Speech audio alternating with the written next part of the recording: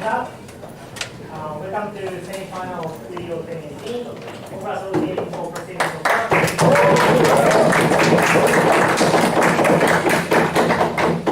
Before we have capstone from Sun and Open Government.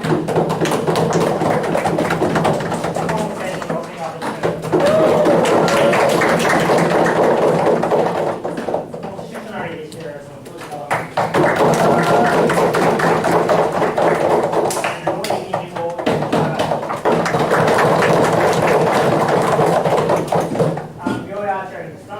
along with me, we have Akira, Kiwi, Ino, and me. So,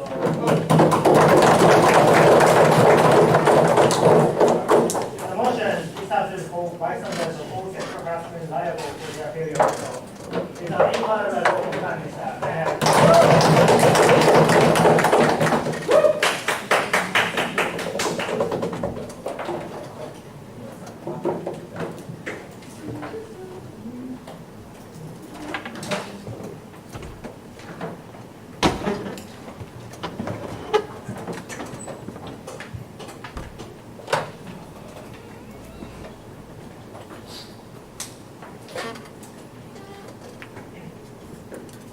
Ladies and gentlemen, it is critical to understand that sexual harassment is not just an out-of-nowhere kind of crime, right? It's a crime that happens in a culture of silence. And currently, with movements like Me Too, we have been able to make a tiny break in this kind of culture of silence. But these movements are only retroactive, right? It is yet to be seen that the rule of law has addressed to ensure that this culture of silence is perpetrated in every single institution. And today, I'm going to show you why this motion helps to further that and prevent more women from being or men from being sexually harassed. So today, I'm going to talk about our model and our mechanisms, and going into my points, which are why bystanders are liable, why, when you allow bystanders to just stand there and do nothing, it perpetrates more sexual harassment, and why prioritizing justice is very important. Firstly, according to law, bystanding is if someone is a witness to the crime and knows that the crime is happening, and secondly, must have the opportunity to inform the police or stop the crime when it was happening.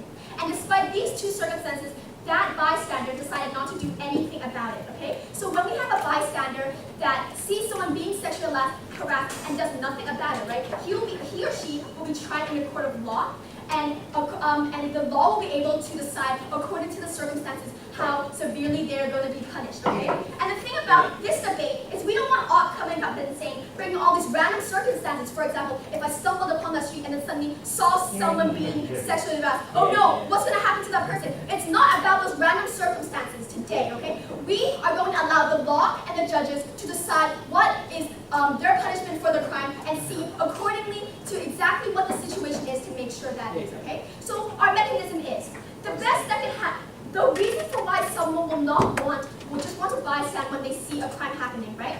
Is maybe in the best case scenario, they're scared of the inconvenience, that they don't really want to be like asked by the police what happened and all that, right? And the worst case, maybe they lose their jobs because they try and fight for someone who was sexually harassed and their boss just fires them, right?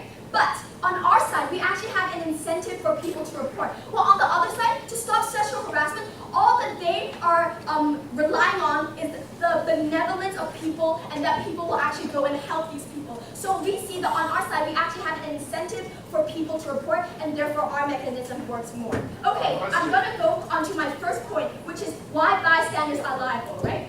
We understand that sexual harassment mainly, in the majority, it happens in offices and institutions, right? And in worst case scenarios, it happens for a long, prolonged series of time, and it becomes this kind of culture. So for example, if we're in a meeting and a boss stands up and makes some kind of joke, a rape joke, and then talks about how big a woman's boobs are or how pretty her butt is and stuff like that, right? People, because of the boss, they don't want to stand up, inconvenience themselves, and maybe like help this woman that they don't even know of. It's just another person in their company, right? They don't want to like help this person because it's probably going to inconvenience them, or in the worst case, like lose their job and have them unable to find any other job. Right? Then when people become silent, it becomes a culture. It then sends a message that it is okay for other men or other women to make these kinds of jokes and make these kinds of comments about other people and sexually harass them, because when we see that even if the boss or someone in high positions can do this and no one cares about it and no one speaks up, then it must be okay for me to do so. And then this rape culture kind of continues in these institutions where it is where these problems happen the most. Next, I'm going to talk about why these women need the support of others to help really break through this. Okay? So firstly, when we have bystanders that don't say anything about sexual harassment, right? You breed a culture of women being silent. Already, when women are harassed, they are alone. They are scared. They don't know what to do. Firstly, they're probably emotionally and physically damaged. Their probably self-esteem is probably very low. And also next, they don't want to go and talk to people because when people have seen it happen, they did not come and help them. So they have this inside thinking of, okay, people are not going to help me anyway, because when they saw it happen and they knew it was bad, they did not try to help me. And secondly, for example, if you're a worker and you're a woman and you want to go and tell your boss and say, okay, my boss touched me inappropriately and I want to tell him that. But in many cases, we have seen in institutions, these bosses, they have more power, people listen to them more, they often just say, oh, this woman is lying, like, look at me, I am the boss, or any other person. Usually people tend to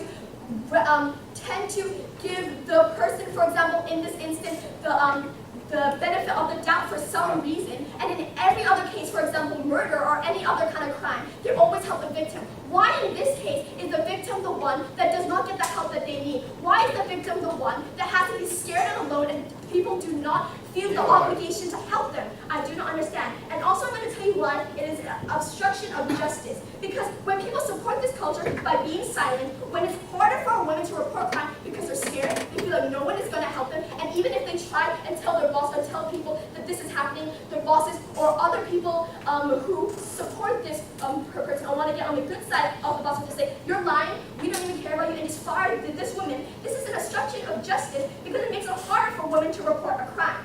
Next, I want to go on to talk about how this further perpetrates... Before you go on, question. No, thank you. Further, I want to tell you how it further allows this kind of sexual harassment to occur, right? Okay, everything escalates. It all starts from one rape joke, and then this man says, it's okay, I can make rape jokes. I can talk about how big this woman's breasts are. Then it just escalates. Absolutely. Now this woman is touching other people, asking their co-workers to go and have sex with you, or I'm just going to fire you, like having those kind of, all these things escalate from one small thing. Don't just think that just because this man just did a small thing such as make a rape joke, that it cannot escalate in the future. And if we do not stop men from doing these things in the beginning, this will only continue and allow more men to do so, and the crimes will only become even worse. Like recently, 1,000 cases of Catholic priests of them harassing women and children just came out, and the reason why it got so big was when people understood it, they just said, okay, we'll just shut it up. It's fine, we can just keep silent, and this is why it continued to become so bad. And this is why we believe, and my last point is prioritizing justice, right? We believe the victim already has a lot to lose, as I told you. Remember, they are traumatized physically and emotionally, and also no one, because in society, usually bystanders are scared and you do not want to help them, so no one wants to help them. It is the job of the government and the law of justice to help the people who are the most vulnerable and need the most help. What is the reason for being a bystander? There really is no reason. Now that we have an incentive for you to do so, and also we believe that nothing is greater than having this victim having closure, having this kind of rape culture be eradicated, and in the future, having women hopefully eradicating sexual harassment in the future. Thank you very much.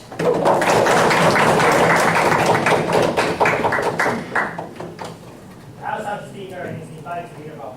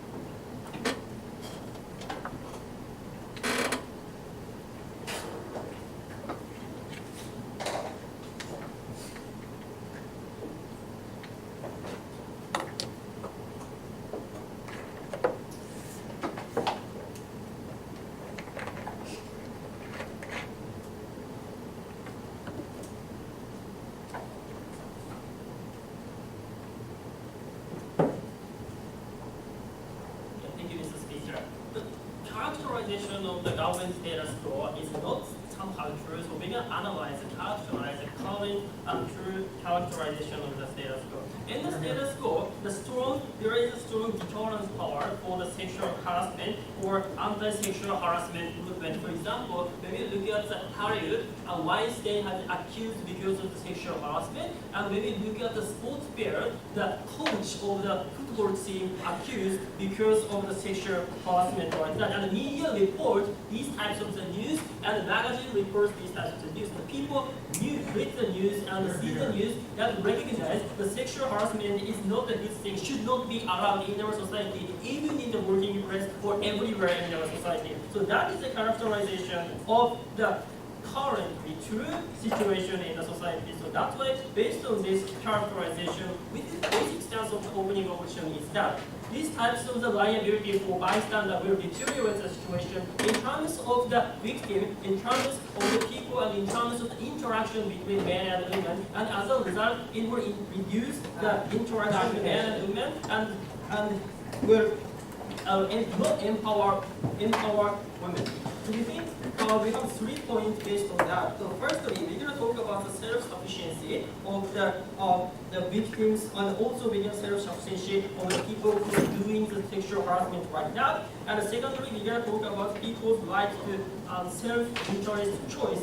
And thirdly, we're going to talk about the false accusation problem, and as a result, it will reduce the interaction of men and women. So before that, I'm going to talk about a couple of rebuttals to the previous speaker. The Prime Minister talked about talked about that people in the situation, people never help people because of the sexual harassment, and this situation perpetuated in the status quo. But somehow it is true, but somehow it is not true. If the people recognize it is a very, very serious problem, people accuse, and why people do not report to the sexual harassment, is it because it will be very ambiguous, it is a sexual harassment or not. It is hard to draw the line, this is a sexual harassment and not. So that's why people don't report to the police or to the somehow the third organization or like that. So that is the situation in the status quo. And also Prime Minister talked about like women need more support and justice should be here. So this is the main question, my first point, the self-sufficiency of the victims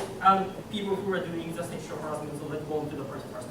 The first point of the sexual sufficiency is like that. So firstly, we're going to think about the victim's sexual sufficiency. The characterization of victim Prime Minister told us is that the women is very weak. So you need support. If we make bystander liable, someone will help women, even women doesn't say anything. We think this is not the situation for women. Women should empower as well, not as well staying there as it is. The women should empower this situation, not just rely on the help from other things. So also we're going to talk about the people who are doing sexual harassment. So what happens if we make this bystander make liable, not reporting in this situation? So the people who are doing sexual harassment to recognize if no one reports that situation as a sexual harassment, the people recognize, so we can okay to go to sexual harassment because clarification. No, thank you, because it is not a sexual harassment, we can perpetuate continue this sexual harassment as well. So that's why we believe if this kind of liability for the bystander will make situation deteriorate in terms of the victims,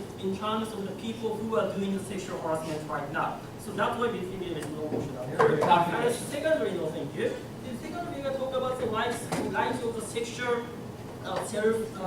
self-interest. We are talking about situation like the government said if people see the situation of the sexual harassment anywhere and doesn't report, they will be sexually liable. So the situation, for example, imagine a situation like that. If you see the rumor on the Facebook that someone might have harassed someone else, in this situation, even in the government matter, you have a liable to report somewhere. This harassment happens somewhere because I saw the post on the Facebook somewhere. And so I think if you have the internet, have access to the internet and talk to somewhere and have listen to the rumor from someone else, you have a lot of information, but it's very difficult. It is a sexual harassment or not, and you have a right to choose this is a sexual harassment and this is not. But if we make bystander liable, it will be very difficult because government side on this matter report liable and required to report all the situation that might be a sexual harassment. So that's why that will influence the right to people's self-determination, like because people have to listen to the kind of sexual harassment possibility and report to that thing. So that's why we think it is the thing that it is not true. I think it's outrageous that you believe that people just pretend to not know what sexual harassment is, right? I know when I am being rude to someone, and therefore I stop being rude. I don't understand why you need specific rules to tell you exactly every single time when someone is harassing someone. It should be quite clear. No, I don't think so. In this situation, like I said before, in the situation in the status quo, if there is a very serious case, the very serious sexual harassment, the people have incentive to report that. But I said before, that if the woman situation, if the woman is suffering, very difficult to draw the line. This is a situation we are very difficult to deal with and cause more harm as a result of the government matter. So let's move on to the third point, of course, accusation. So what happens if they make this bystander liable? We think the men stop or hesitate to interact with women because when we talk to a woman or to someone or shake hands with each other, that someone will recognize this is a sexual harassment or like that. So in this case, someone will report and the man have to go to the man will get investigation from the third party and have to take a lot of time, and it is a very bothering thing for men. So as a result, men and women will not, this interaction with men and women will be decreased. So why is it serious? Because firstly, business field or sports field, the interaction with men and women is important because in the business or in some kind of project, you need the opinion or listen for the argument from the man. Or in terms of the field, in many cases, the coach of the women's team will be the man, and the men's team will be coach will be a man. So that type of interaction in every field, business or other sports or other things is very important. And what more important, for example, in the feminist movement, is that cooperation is important. As for he or she movement, Emma Watson emphasized the important point for feminist movement advance is the interaction and understanding, mutual and inter understanding for men and women. So the point of this debate is this program will influence the individual inherent right and also cause the harm deteriorate. And in the status quo, we have a strong deterrent power of the sexual harassment. That's why we oppose the motion.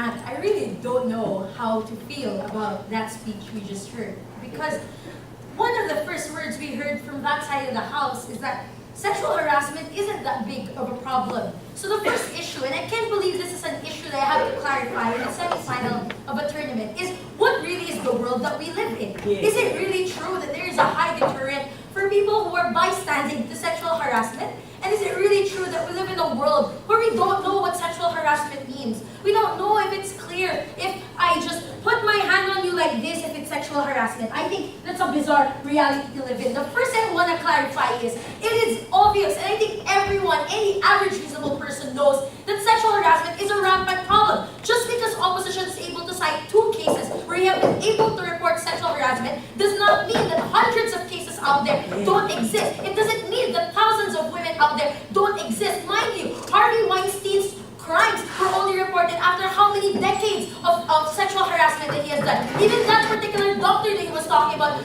all these children already grew up with all those traumatic memories, and opposition has the gall in this debate to tell us that sexual harassment is not big of a problem because there is a high deterrent. There is no high deterrent. And I think my first speaker spent a lot of time telling you why that is the case. We told you about the culture of complacency that happens within institutions when you have people who don't have any incentive to report these crimes because they don't want to be inconvenienced by having to report to the police or supporting these women in the course of their sexual harassment. We're talking about the idea that even women themselves don't want to report this because they don't find anybody who is willing to help them. Because if people were willing to stand by while their boss ogled them in the middle of a meeting, what makes them think that things will be different the moment that they go to court and they try to report these kinds of things that are happening? So sure,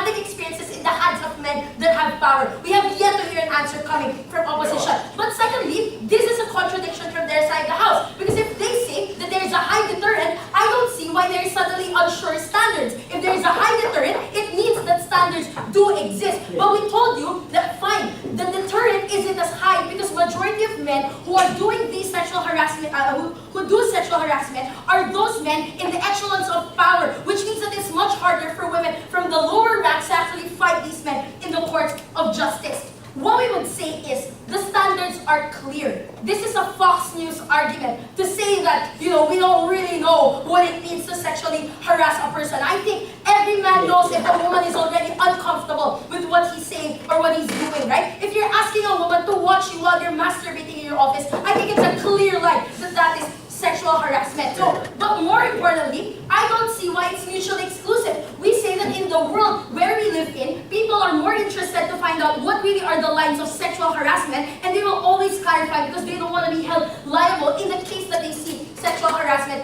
happening. But let's remember the worst case, right? Let's say that there are reduced interactions. The first thing I would say is that is contradictory to their very argument. The mere fact that there's necessity for interactions in corporations, sports, and all these other fields that they mentioned already means that interactions will exist. But the point to which they will be reduced is the point at which where people are going to be more careful with their actions. Why is that acceptable? We think that's acceptable because at least people are erring on the side of caution to make sure that women are not uncomfortable in these particular environments. All in all, that's still a benefit for our side of the house. So what really is the world we live in? There are standards for what sexual harassment is. People ought to clarify what these standards are. But more importantly, we ought to build a culture where women are empowered to report these particular cases. Before I move on, yes.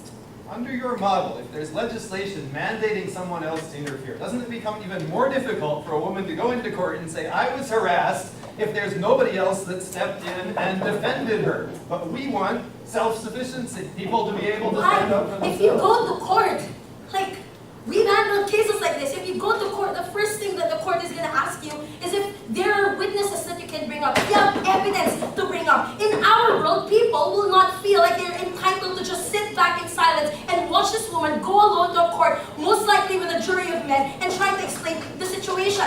We agree that women can be self-sufficient. But in a world where men are able to have the power, we think that it's important to build a culture where they are supported. I think that's quite clear. Second, in principle, how are these bystanders liable? Because they never gave a response to the majority of the argumentation coming from Evelyn here. We told you that the liability of bystanders comes in two fronts. The first is obviously their complicity to the crime. We talked about the idea of the culture that perpetuates within these particular environments when men feel that they are entitled to commit sexual harassment against their female employees. Why are they complicit, right? The first is, the moment that you don't do anything about it, majority of the circumstances, it escalates, right? It starts in a meeting. You try to make the woman uncomfortable, but eventually it escalates. And the problem is, the moment in time where the groping happens, or the worst parts of sexual harassment happens, usually those are things that are conducted in private places already, which makes it harder for women actually to report those particular cases. That's why it's important that in the first instance, when there are lewd comments that are made in meetings, it is important for men,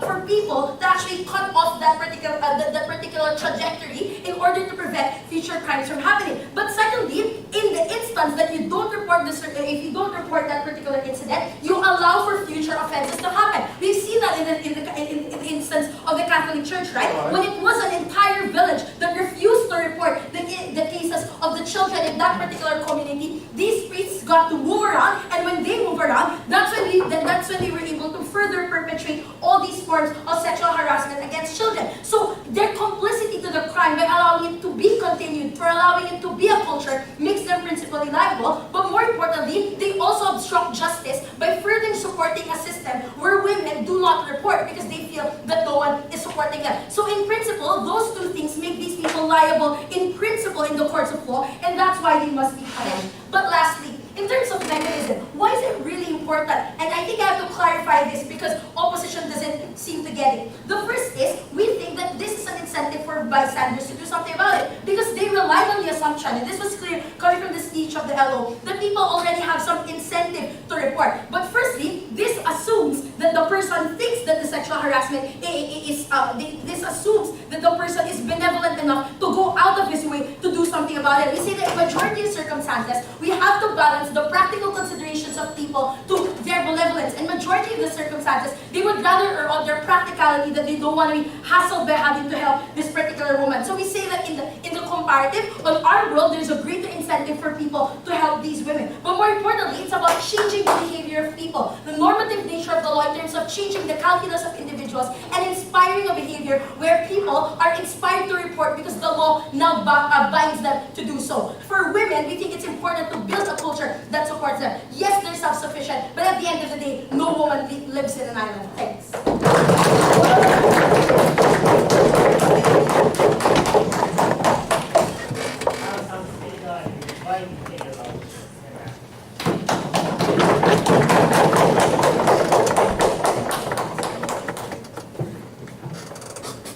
I really don't want to sound like a bad guy who's against improvements in women's rights. I don't want to sound like I support sexual harassment in any way.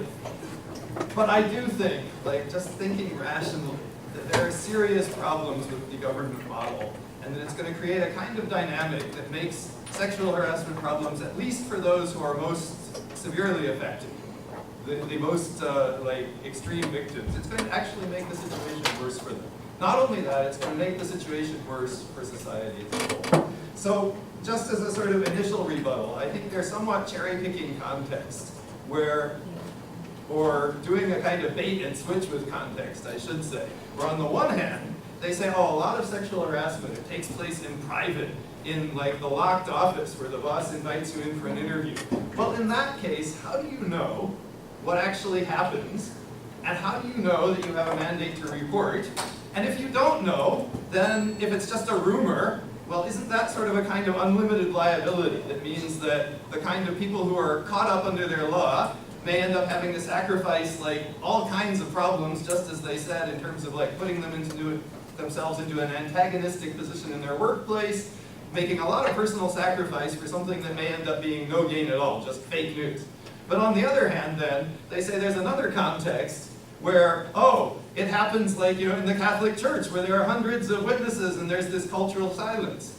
And although it sounds a bit lame, we think that yes, organic change and status quo is solving the problem. So they really mischaracterize Coda's arguments as sexual harassment is just okay and there's no problem. Totally not true. We agree it's a problem, but we think the most vulnerable people are the cases where it's least possible to know what's going on, not at the moment. And we think that the cases where it is possible to know where it's going on, like the Catholic Church, like Harvey Weinstein, where a lot of people do know, that's exactly what Me2 is solving. Yes, it's lame to say organic change happens in 99% of the debates, but this is the 1% of the debate where it's not lame to say that, because we live, and this is the other important part of the context that, no thank you, that opening government has just totally excluded and cherry-picked. Because we live in a culture now fueled by social media. That's what allows Me Too to even happen in the first place.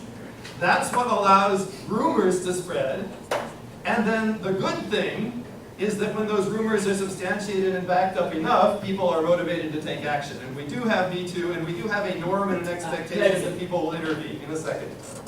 The bad part of this cyber culture is that it also can result in false accusations, cyberbullying, and a kind of unlimited liability under their law, where individuals are deprived of their right to make reasonable calculations about what they should or shouldn't do, and you get sort of this kind of utility monster situation where you have no right to look after your own well-being and have to just look after everyone else constantly. What's your point? Is it worse to be slightly mischaracterized, or to lead your life in sullen silence because of the ignorance and neglect of society who refuses to listen to your voice as a vulnerable minority? Which one is worse? Thank you. The next part of my speech will evaluate comparative impacts between government bench and opposition bench in terms of the stakeholders here, starting with the victims of harassment, and exactly answer that POI. I'm answering his POI. Okay, so anyway, what norms do we want in relation to victims? And more specifically, in relation to the victims that actually have the most difficulty bringing their cases to court, the most difficulty proving that they were harassed, the most difficulty getting social support. It's exactly the victims where there aren't clear witnesses, that do happen in the locked up corporate boardroom, that do happen like in the apartment, where somebody says, I'm going to invite you to like a meeting, let's go out for drinks afterward, you know, come up, I'll make you coffee, and there's no witness, there's just a rumor, like, oh, you know, maybe some women this guy's been inviting a lot of women to come up and have coffee with him. Is that a ground to then make someone legally liable for an act that they did not actually commit themselves, that's actually committed by the perpetrator? Like, our basic stance is that we think in this kind of cyber culture with like 24-hour news and at the same time 24-hour rumor and fake news and cyberbullying and false accusations of people like, you know, extending to Margaret Atwood, like one of the women, the most famous feminist icons in the world, we think we have to look after both stakeholders. We have to look after the bystander as well. And we have to look after the victim who, under their narrative, they're creating this social narrative where, oh, if nobody else intervened, you can't do anything. If you don't have this evidence, if there aren't people going in under legal liability to come in and testify in your favor, like, you have no resort. Like, you basically, all the same problems that are being perpetuated for the most vulnerable women, the ones who are abused, or men, or whoever, other genders as well. I don't want to be too sexist here, but anyway, these are perpetuated under government model, yes. If you were a woman who was sexually harassed, and you saw the other woman who went to get help got fired, got branded as a liar, would you really lie about your own experience, knowing the consequences? You probably wouldn't, but that's not what we're talking about in this debate. We're talking about whether your model actually introduces any higher standard of cooperation or evidence that's not already being solved in status quo by the Me Too movement, by the 24-hour news cycle, by the fact that rumors, when they are cyberbullying and that kind of thing, if we have like sort of a system where other people actually have to corroborate and believe them, which is status quo to get a prosecution, we think that's good. If, on the other hand, people have a legal incentive because they're fearful for their own butt that they'll be prosecuted if they don't do something, and suddenly they start extra harassing the person who's a victim of a false rumor, we think that's bad, and we think that's important context that OG has just ignored in the debate. So, what about the harassers themselves? Like, again, we're talking about what are the norms in our contemporary society related to sexual harassment and prevention of sexual harassment. If we spread responsibility around, as Kota said, and say, oh, well, you know, if nobody intervened, then maybe it's not harassment. Well, in these marginal cases, we also lose it. Suppose someone does invite you to their apartment. Suppose they invite you for coffee, and they put this sort of indirect psychological pressure on you that you owe them a reciprocal burden to do something for them, like maybe sleep with them or kiss them. That's a kind of pressure that their model does nothing about, because there's nobody to intervene and step in and say that's harassment. They feel, as they are in status quo, victimized, and even more victimized because the legal model says they have no recourse. They have nothing to back themselves up. It makes it harder for the most victimized to do it, and it makes it easier for the harasser to simply say, I wasn't doing anything wrong, nobody stepped in. Okay? So, and then last, I guess I don't have time to talk about the bystanders, but as I said, we don't want bystanders to infinitely like be putting themselves legally on the line and have their necks, you know, at risk if they fail to like act on rumors and fuel rumors more further. So we think we get better utility by letting the good things happening keep happening, and we're proud to have.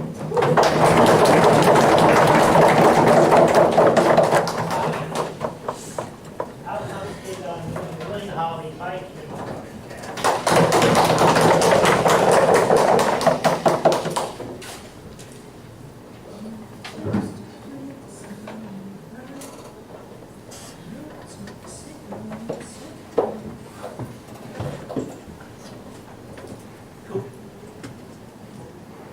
what's missing in this debate so far is a careful rereading of the motion, which is a prosecution of all bystanders as opposed to some bystanders. So I think that a smarter op would probably come to probably prosecute some but not all. I think this is also where CG uniquely enters the picture, because we're going to take a higher burden than OG. OG proves when in some cases if you can act and you could choose to act, you should be prosecuted for not acting otherwise. We're going to show why you have to demonstrate or prove prosecuting all bystanders in this case. So there are three things in my speech today. First, a collective action problem dealing with O and a possible serial extension about why it's currently costly for some bystanders who do the right thing to report, and why we lower the cost of bystanders to intervene on our side. Secondly, on why exactly there's a perceptual deterrence claim affecting potential perpetrators that's logically independent from actual efficacy. It's a perceptual argument. And thirdly, why exactly people are more interested in incentivized to find out what sexual harassment actually looks like, directly deal with O's random stuff there. But first, I just really want to deal with O's case in one point. The entire point I have is people people would over-report, you over-prosecute, it's really bad. 2 structural responses. First, note that there are checks and balances for 3 reasons. 1, because there's filtration of information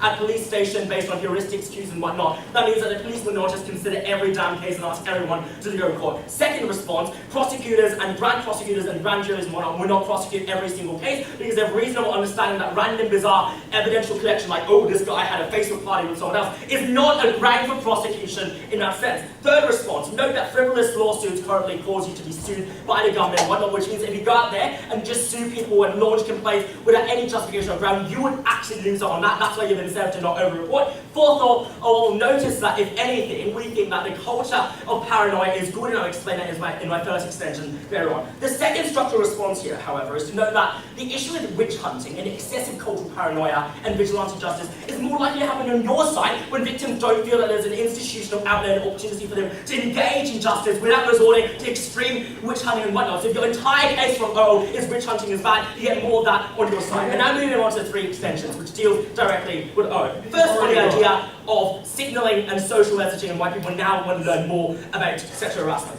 So I like this. O says, it's sometimes ambiguous. Okay. 3 responses there. 1, we continue to say it's ambiguous, you take this to court. Either it is an actual case of harassment, in which case victims get at least some compensation and not, or even if nothing results, we think at worst you only have the only thing that would happen is a net good, because people get more vigilante and fundamentally more aware of the need to prosecute justice, or more aware of what exactly constitutes sexual harassment. But secondly, and this is the actual extension we're pushing for here, we think you therefore give people incentives to understand what sexual harassment looks like to ensure they don't prosecute or misreport. And what does that mean? Twofold. 1, you have more incentive to actually find out what exactly is or isn't harassment. What are the behaviours and criteria for harassment and whatnot to ensure you don't get frivolously sued by the court, also that you don't launch frivolous complaints that might jeopardise your own career. But secondly, you also have the incentive to appreciate that sexual harassment is everywhere. It's the banality of evil argument, right? You right now think that sexual harassment is unique because you're not conceptualizing it as something that happened to someone around you, someone next to you. But when you're told that you yourself could be engaging in reporting something that could be happening next to you, that sense of immediacy tells you that it is the banality of evil that you ought to care about and be concerned about. The banality of sexual harassment in a sense. What are the outcomes of this? I think, first of all, you're more likely to actually research and look at the science, which is important because we agree that most people aren't evil, aren't malevolent, right? But it is the information that allows them to pick up signs and symptoms of victims being harassed, but also to recognize signs of potential encroachment and harassment that victims themselves might not be aware of. That is an independent mechanism from OT that I think is independently good because it allows you to identify perpetrators, but also hold them to account. But second of all, to identify prospective victims and reach out to them in times when they're most emotionally vulnerable and whatnot. Second claim, collective action problem. This deals with O and hopefully CEO's extension, right? Which is sometimes bystanders have costs when they try and report and help these victims. We agree, but we think the root of these costs is because there aren't enough people there willing to help currently in the status quo. 3 reasons why. 1, testimony has no use if it's only used raising that testimony and saying, I saw the secretary being harassed by his boss. But it becomes far more valuable when everyone in your workplace says, I saw the boss doing that to the secretary. 2, helping is costly if one person has to shoulder all the burden of reporting, right? Because for you, it might be your career at stake. We agree. In fact, in some cases, it might be your job at risk. Your income might be lost if you report someone in disproportionately powerful positions in status quo. But that's only because it's only you reporting it, as opposed to everyone else in the workplace also doing it at the same time. But third of all, there's a perception that this is super normal, that for you to report, you go above and beyond and doing something like donating all of the income to charity. There's a normative conception there that this is not something you ought to do, instead of something that's merely supererogatory in that sense. What changes outside? First, we think you lower the cost of prospective bystanders to help, thereby negating the barriers that CEO hopefully will finally talk about to not lose this debate. 1, because bosses can't now pick and choose people to fire and sack because they can't fire everyone in the workplace, right? When all of them rise up there and say, I saw my boss doing this, we'll try and stop the boss. The boss can be like, I'll sack all of you because that would jeopardize the economic revenue and whatnot. But secondly, collective action in terms of class lawsuits and also testimony accumulation, right? Notice that you can only file that if you have many people donating money and testimony towards one singular class suit. You can't have class action suits and also suits for compensation for vulnerable victims who otherwise can't afford legal services if you don't have at least 100 or 200 people all intervening at the same time. You're more likely to get that to happen outside because of the perception you ought to help, because otherwise you might be prosecuted. But third of all, we also think that you create a normative sense that this is what you as a community ought to do. Therefore you lower the optical and moral cost or the social cost of not helping. This is why you make bystanders far more likely to help on our side. D9. Second claim I'll note here is political economies of scale applied to politics. You're more likely to get policy changes when everyone lobbies for these changes and say, I was there, I saw this happening, I could help, and in order for me to not be a bystander, I will speak out. Because it's that vocality and salience of the issue that generates the impetus for you to actually change the system in terms of corporate policy reform, political structural reforms, and whatnot. Finally, on perpetrators, this is an independent claim that doesn't rely on efficacy. It's how perpetrators think, right? Right now, they think that if some people report and get away with it because they pick and choose, they deflect it and say, that particular employee, that particular person is a social justice warrior, that's a liberal. They don't really care. But when you perceive and imagine everyone potentially all doing it at the same time, you can't discredit them, you can't isolate them. That is why you as a perpetrator will be far more wary. This, coupled with all the stuff about social messaging, means you're far less likely to engage with things that eventually lead you down the slippery slope of sexual harassment, such as talking inappropriate with people, making them feel uncomfortable. And finally, this is the weighing up. I think that when you're denied and erased, when your identity is denied and erased by people through sexual harassment, that's far more pernicious to harm than a slight rumour or misrepresentation of a prospective offender. That's the weighing up, I think, that negates the entire ON. For all of the reasons, I'm so proud to host that. Thank you.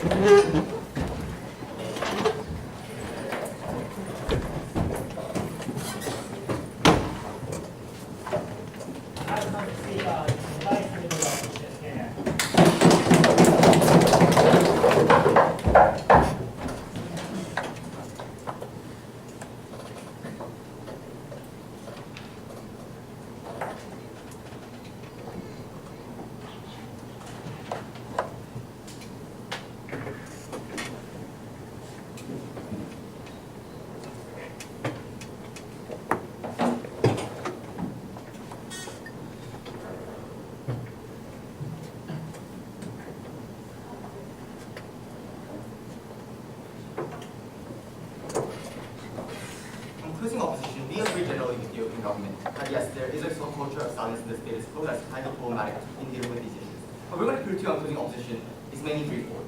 Firstly, why this motion further worsens the culture of silence in a way that is undesirable and why that's significantly harmful. Secondly, how this makes bystanders less willing to come forward in a way that directly engages with the last point. Thirdly, we'll talk about how this is directly harmful to victims' own choices and whatnot. Before that, responses to opposing government. Firstly, we talked about the issue of signaling, how this creates incentives to understand and appreciate that sexual harassment is everywhere and gain information about sexual harassment. Note that this incentive already exists in the status quo. Insofar as people are increasingly reporting on sexual harassment, the incentive is, am I doing sexual harassment? To check upon whether I myself am doing sexual harassment. Two, already in the status quo. So that incentive already does exist in the status quo. I'm unsure as to why that incentive is hugely important on that side. You're out of order at the moment. Secondly, they also claim that everyone doing this will lead to necessarily the lowering the cost of helping, right? This essentially assumes that everyone will essentially report, which is a huge assumption to be given that that side never proved. Because also note that people do a shitload of illegal things when they do not think that they will be caught. And note that if these issues are in private realms, for example,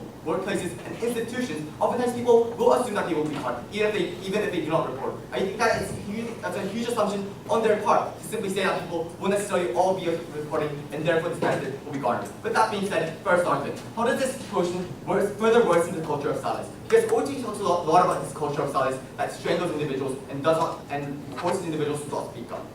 Note that as open government characterizes, these crimes often happen in extremely private realms, for example, offices and institutions. This means that oftentimes, in order to deal with these issues and deal with these crimes, the victim himself or herself needs to speak up and share their experiences. This is the reason why we think the hashtag #MeToo movement was so significant, because the victims themselves were the ones oftentimes speaking up about their own experiences and not people around them, because oftentimes people around them don't necessarily know what the issues that these people go through because they happen in private areas to begin with. Crucially on their side, make it much more difficult for these women to speak up for two main reasons. Firstly, you make these people reluctant to confide in people around them. Why is it so? Because oftentimes when you're in huge distress, oftentimes you want to talk about this issue with another person, but at the same time, you don't necessarily want to make this a huge issue. You don't want to go to the police, and probably that's the reason why you confide in people around you. What happens under their side? under their side, the moment you confide in a person close to you, make that person the bystander that is liable to help you at that moment, that's criminally liable, simply because that person now knows your situation and therefore is now a bystander. Two impacts of this. Firstly, you burden this person significantly, which is something that oftentimes you don't want to do, because oftentimes you feel extremely apologetic to people when you burden them with a huge, with a large burden. Oftentimes when you make this person criminally liable, that's a shitload of burden that you're putting on that person. You don't want to do this oftentimes. But secondly, you also necessarily make this a huge issue, because if that person is going to report now that that person is bystander, that defeats your purpose of not telling that person and not the police in the very first place, because you didn't want to make this a big issue, because you are ashamed of being sexually assaulted or sexually harassed. You oftentimes don't want to make this a big issue to begin with. You're forced to make this a big issue that the moment you confide, and then that's also a significant harm. Secondly, you also make these people reluctant to report to police as well, because already these people worry about their careers, right? Which is the reason why they already don't report their bosses. You further that risk when you make everyone in that corporation a liable bystander, and you significantly fuck up everyone inside the corporation. That risk becomes a lot larger. That's the moment that incentive to speak up and report to the police becomes significantly worse. What is the impact of this? Firstly, you obviously have less cases reported, and that's less cases solved. That's already significant harm in and of itself. But secondly, and more importantly, you further strangle these victims in a situation where they're not able to deal with this issue in ways that they wish to do so. Because, for example, even if you don't really report to the police, like if you don't report to the police and you can resolve the issue, even if you don't report to the police and resolve the issue, I'll take you later. Confiding in a person is oftentimes extremely helpful to allowing these women to survive these issues and mustering up the courage to report in the future, right? The moment you take that option away from these individuals as well, you're further strangling these victims' choices. That's a significant harm to these victims, yet that is not desirable. Before I go on to the point. Look, your main claim is that people would not report because you heightened the perceived cost of reporting. The issue with that analysis is that already in the status quo, most women imagine the institutions here as a behemoth institution that cannot be challenged, that is not open to their own complaints, and that is why the perceived cost is already so high, the extension is at best very marginal. The thing is that when victims know that the person that's being fucked over is the perpetrator, oftentimes they have a greater incentive to voice up. When people know that it's not necessarily a perpetrator themselves that's being fucked over, but everyone around them as well, they have much less incentive. That on the comparative, it's a lot worse on that side of things. Second thing, how does it make the bystanders much less willing to report as well? Because why are bystanders inactive in the status quo? Opening government simply stated that it's simply because there weren't enough incentives to be active. What we tell closing opposition is that simply is not true. It's simply because there are active disincentives for you to be active and go up to the police. Because when you report this issue in your workplace or institution, your career might be on the line. When you report this issue in your family, your own interests are at stake as well. Crucially, that side does not change those disincentives. It's likely that bystanders will still be less willing to report, even under that side, insofar as those disincentives still do exist. So thanks. You worsen that, and the moment you do report, your head is now on the line, because now that issue becomes issue is at court, and now you are the criminal liable bystander that brought this issue up to begin with. But furthermore, everyone around you, as well, is also the criminal liable bystanders that brought now that you brought this issue up to the court knows about the situation. That leads to a situation in which bystanders themselves are also much less likely, much less willing to go up to the police because now they make this a huge issue for themselves and for everyone around them that they care about. And that's also a significant harm to these bystanders. We don't think that bystanders will be willing under that side. Third argument. Why is this harmful to victims' choices themselves? Your barricade. Look, you essentially take away the victim's agency in choosing how to deal with these issues, because then you make bystanders the agents that deal with these issues and choose to report to the police or help in whatever way they can. You know that's significantly harmful to the choices of the victims themselves. Because oftentimes these issues are very private issues, and dealing with sexual harassment is a very private issue and a very private choice to begin with, right? Oftentimes, you might want to release the issue or make this an issue in a later phase because you're underprepared to deal with this issue. The moment you make this an issue where bystanders intervene to help you, you rob the individual victim of their choice to disclose the issue when they think it is adequate. You know, this is significantly harmful for these individuals in dealing with the issues, but in ways that are best for them and ways that significantly reduce the harm both for these people. We think that's significantly harmful under that side. So at the end of this speech, we leave you with this. We think that this significantly worsens the culture of silence that that's what I want to talk about. Because victims themselves become less willing to report to the police, because report to the police or report to other bystanders, like report to people around them and confide to people around them. This is harmful in bringing up these issues because oftentimes victims are the ones that have to bring these issues up in order for these issues to become viral, become important. But furthermore, it's also like these individuals having less choices at the end of the day. For all those reasons, we oppose.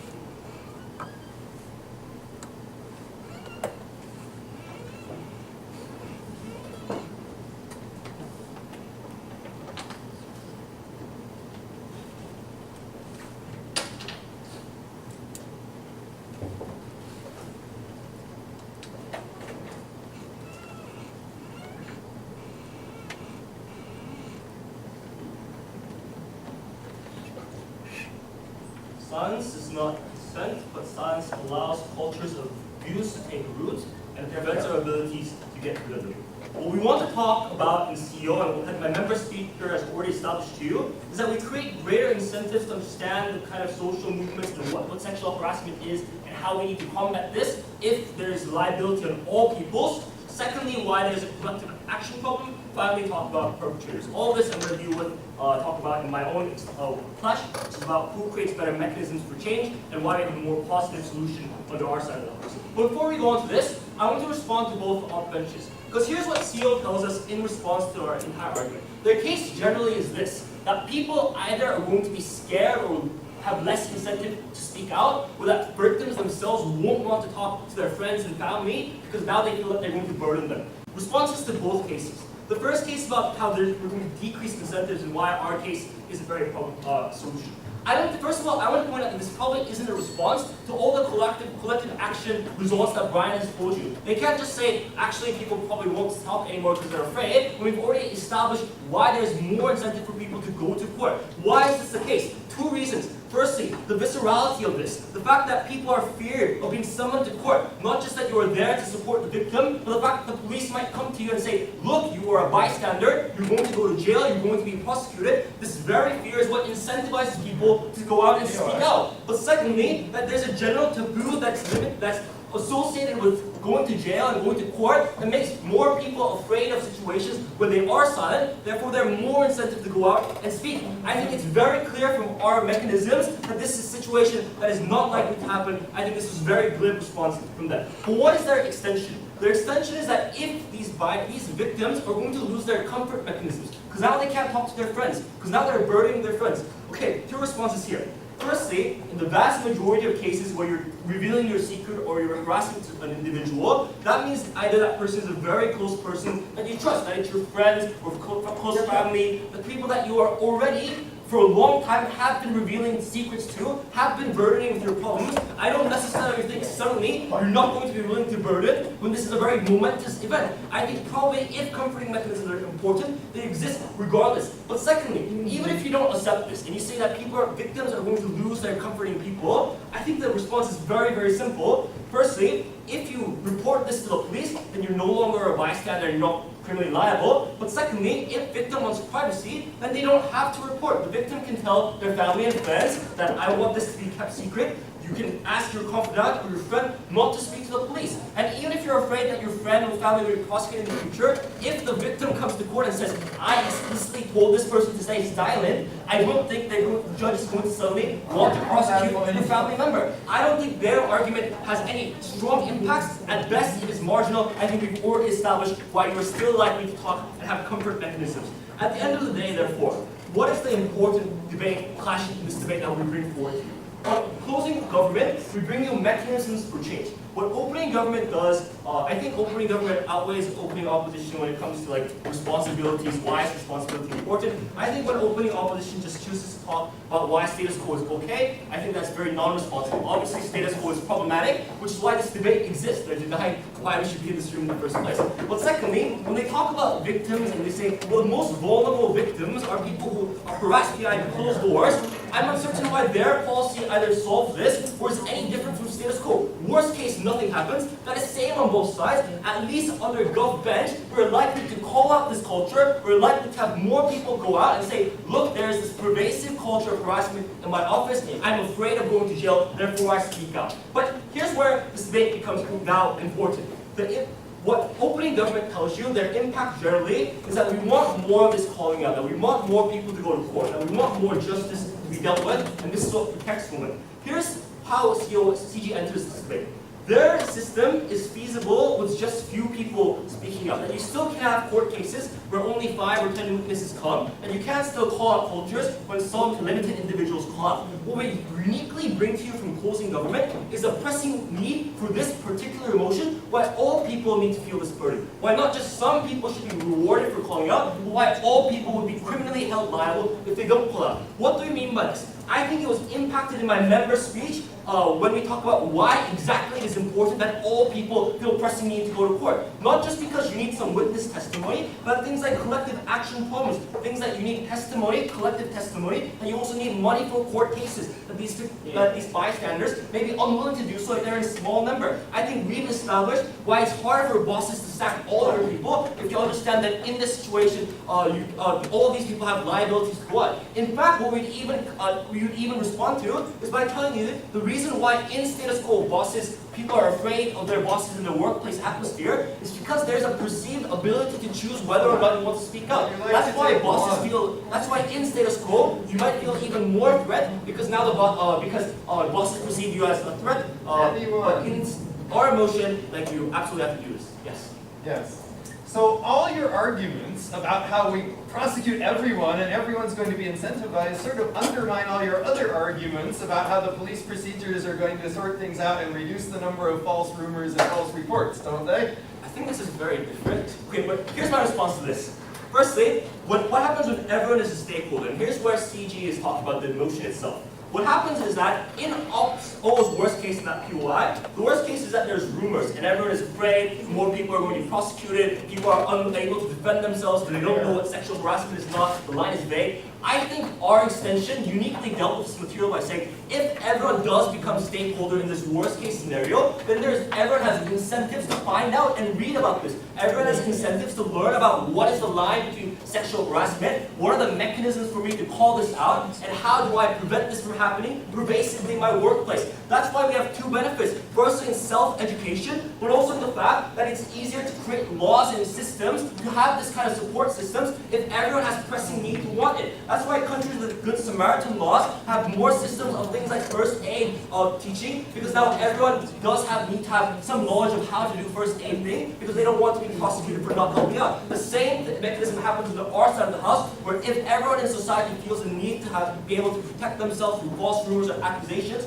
then they have more incentive to learn about these things. At the end of this debate, I think what is important for us to recognize is that it's not just about how do we have salvation mechanisms, but why everyone being held responsible, why the fear that you might also be held responsible is directly what leads to social change and prediction in the status quo. We're very happy to close it up.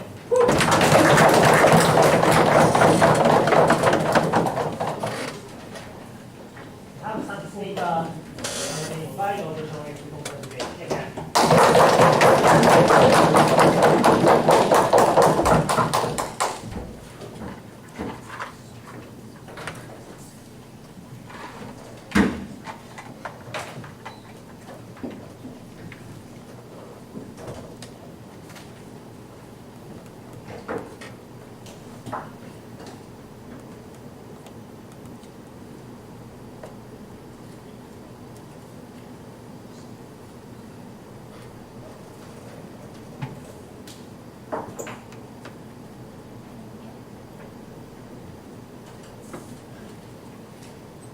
Bystanders are not perpetrators themselves, but rather the perpetrators who cause the sexual harassment is the only person who you could blame at any sexual case. Because what you're essentially doing on this side opposition is that you're diverting the attention from the true perpetrators to other bystanders, right? We think that essentially is a harm coming from side government side.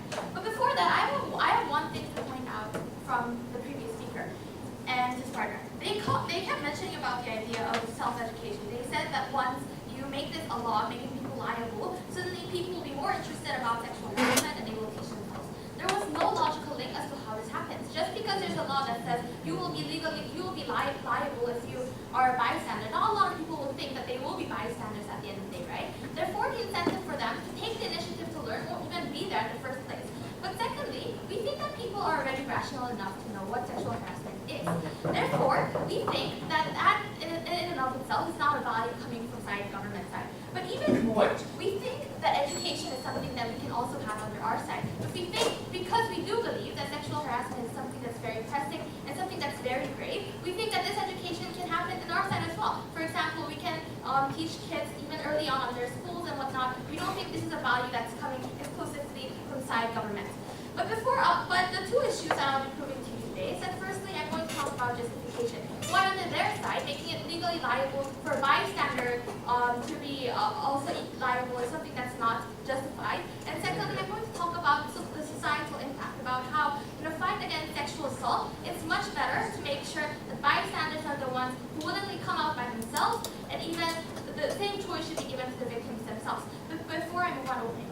Okay, so what's unclear to me right now is what really is your stance to other people reporting on behalf of victims, because all your logic cannot appear in a world where you're also okay with individuals without this policy reporting on behalf of victims. Okay, well, I'll discuss that in my issue. But first of all, let's talk about that in my, first of all, let's talk about the whole idea of justification.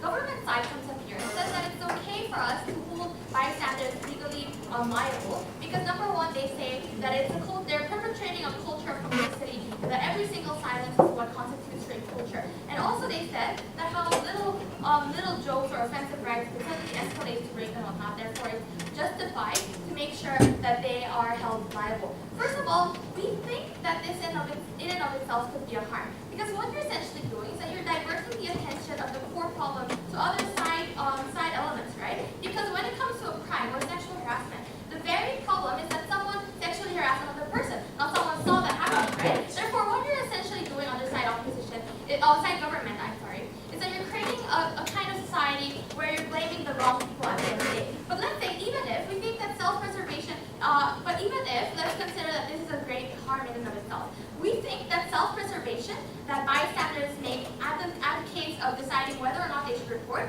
is a rational calculus. Because for example, and this is something that they also admitted, right? For example, a student under financial aid not being able to support his education knows that once he comes up against a professor, could lose his financial aid, right? We think that these kinds of threats, or for example, losing a job when you have to support your family members, medical bills and whatnot, these kinds of problems that each and every bystander is going through, in and of itself is a justification for them to not want to come forward and not to put themselves in a threat. They said, and the response that they provided, coming from you, sit down, is that he said specifically that this is only a problem if one person reports it, but with their law, suddenly 100% will come out, right? We don't think this is true, because the characterization coming from their opening was that all these kinds of sexual harassment happens in a vacuum. It happens in a very personal space where not 100 people know, rather 1 or 2 people know. That means the very harm that they're pointing out is the very benefit of their policy that they're pointing out is something that won't even happen under their side, because essentially only 1 to 2 people who actually know this kind of secret will come out. Therefore, they themselves, these 2 people, will still get the threat of losing their jobs, even especially when they have very personal risks that they have to consider. Therefore, we think that for side government to take this debate, sit down, there has to be a very clear definition about why self-preservation on these bystanders is not legally is not legitimate in and of itself. But even more than that, we think that every criminal justice system also revolves around the idea of proportionality of punishment, right? Because if you think about it, we deem someone as guilty or liable for sexual harassment because it was in their intention to hurt another human being. However, when it comes to the bystanders, it's not that they were ever not reporting the crime simply because they want the victim to even be further victimized, but rather it's in their personal preservation, right? Therefore, we think that at the end of the day, what OFF does is that we do celebrate when bystanders decide to come out and help, and we do reward them. However, we don't think it's right for us to hold them legally liable in a case that they decide to choose themselves and their circumstances over the victims. But secondly, let's talk about the societal impact, right? Because side government never proved to us how holding someone legally liable will be an incentive enough to make sure that the entire population would suddenly come up front and make sure that victims are all helped. Because we know, because if you think about it, for example, I saw my friend being sexually harassed. And in that case, I know that I have a personal risk of, for example, if it's a professor, that I could have low grades and whatnot. Or secondly, but at the same time, I could be legally liable. Then it becomes even more of my incentive to make sure that this secret that I know about sexual harassment is never open to the public, right? Therefore, what you essentially happens under side opposition is that you create a culture where self-preservation becomes even more strengthened. Because let's talk about a scenario, for example, that a victim decides to come up front and tells the public about their sexual harassment. In their side, if they hold bystanders legally liable, then for example, a bystander who didn't want to report at first cannot even come out anymore because they know that if they come out, later on, they will still be legally liable, right? That's why at the end of the day, what you do essentially under side government is you even further mitigate the chances of bystanders to come up even at the very last minute. That could be very important at the end of the day. But we also have to take into consideration of the victim's point of view, right? We think that in most cases, victims decide to not come out and make their sexual harassment known because it's a very personal choice. They don't want their family members to know, or their career at risk and whatnot. But regardless of what their personal reason is, we think that it's very important for bystanders to respect this choice and to make sure that they could report it in the time that they want to. That's why we celebrate the Me Too movement, when victims were able to come out in a time that they were ready to come out, rather than forcing bystanders to come out on their behalf. Therefore, this is a choice that we do respect at the end of the day. So we think that side opposition takes this debate mainly because we talk about in a point of view of the bystanders and the victims themselves.